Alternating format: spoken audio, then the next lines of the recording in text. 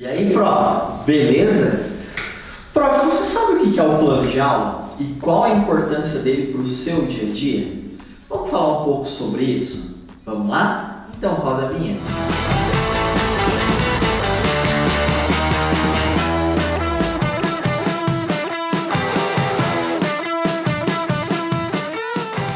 Olha só, prof, imagina que você vai construir uma casa nova, a casa dos seus sonhos.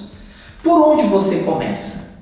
Bom, quando eu fui construir a minha casa, a primeira coisa que eu mesmo fiz foi abrir o meu computador, abrir lá o Paint, que era uma ferramenta que eu tinha na época, e comecei a rascunhar o que eu queria ter na minha casa.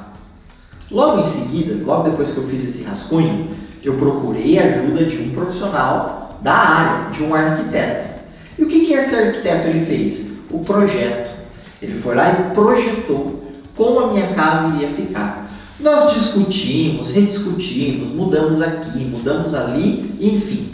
No final, depois de muita discussão, nós tínhamos o projeto da minha casa.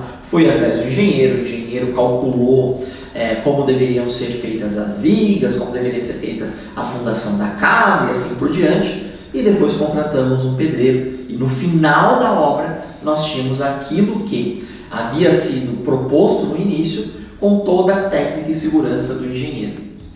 Isso nada mais é do que um planejamento.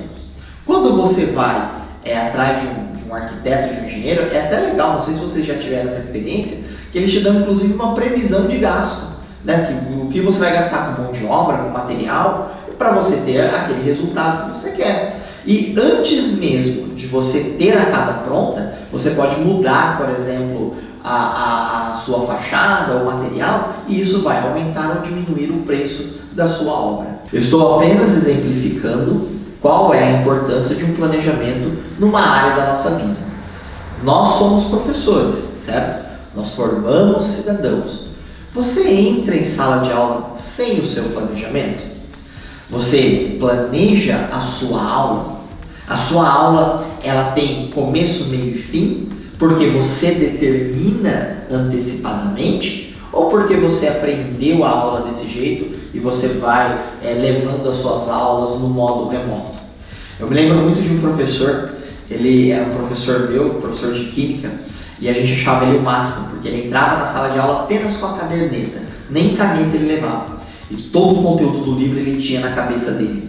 E fazia 30, 40 anos que ele dava aula na mesma instituição e a aula dele era exatamente a mesma, né? Eu, quando não queria assistir a aula dele, muitos que me conhecem, tiveram aula com ele também vão lembrar, era só falar mal do São Paulo e ele colocava a gente para fora de sala de aula. Era uma aula excludente, mas era um outro tempo, né? Era um outro modelo de educação.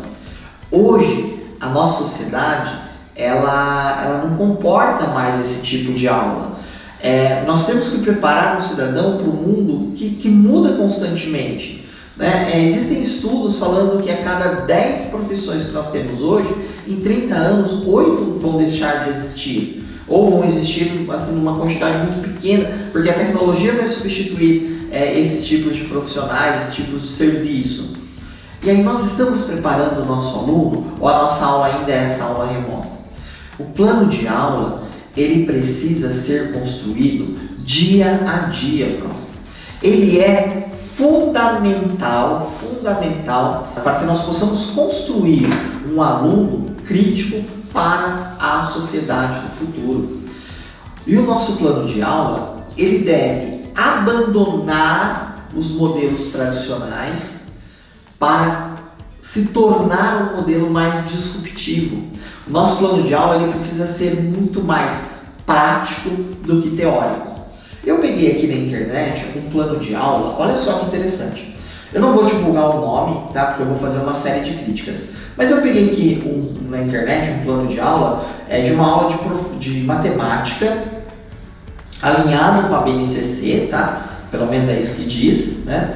E esse plano de aula ele fala sobre medir uma parede, né? Então ele tem aqui o especialista da área, a habilidade da BNCC, né? Reconhecer que o resultado de uma medida depende da unidade da medida utilizada, tem os objetivos específicos, o conceito chave, os recursos necessários, o tempo sugerido, a orientação e o propósito. O propósito aqui é compartilhar o objetivo da aula. Nem sei o que é isso, né? Aí ele fala escreve um pouquinho sobre a retomada, o tempo previsto, as orientações. É legal, esse plano de aula é muito bom. Por quê? Porque o professor ele tem um passo a passo do que ele vai fazer na sala de aula. Só que nesse caso aqui, qual que é o único e exclusivo objetivo desse plano de aula? Atender uma habilidade da BNCC.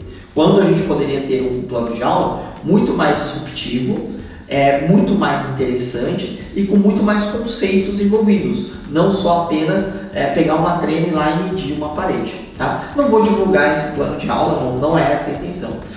A intenção real desse vídeo é falar para você, professor, o quanto que é importante você ter um plano de aula e que esse plano de aula ele seja, eu vou utilizar esse termo, mas que ele seja disruptivo com os planos de aulas do passado. Que a gente não projete uma aula, mas que a gente projete uma experiência de aprendizagem.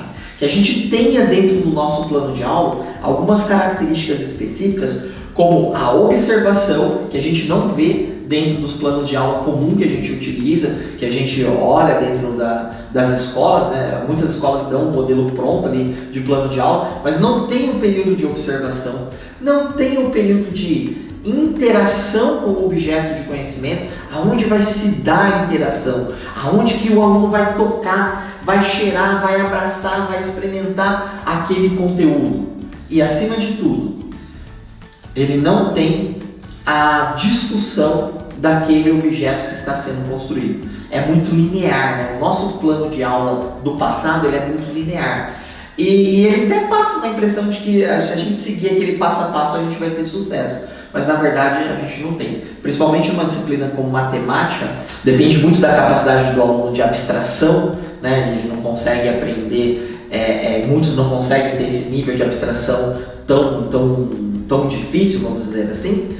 A impressão que dá é que se eu fizer isso todos vão aprender, e não é verdade. Então o nosso plano de aula ele precisa estar alinhado com a nossa sala de aula, com os nossos objetivos, mas ele precisa ser disruptivo. Até porque a nossa sociedade é interativa. Se a nossa sala de aula não for interativa, não é isso que vai acontecer.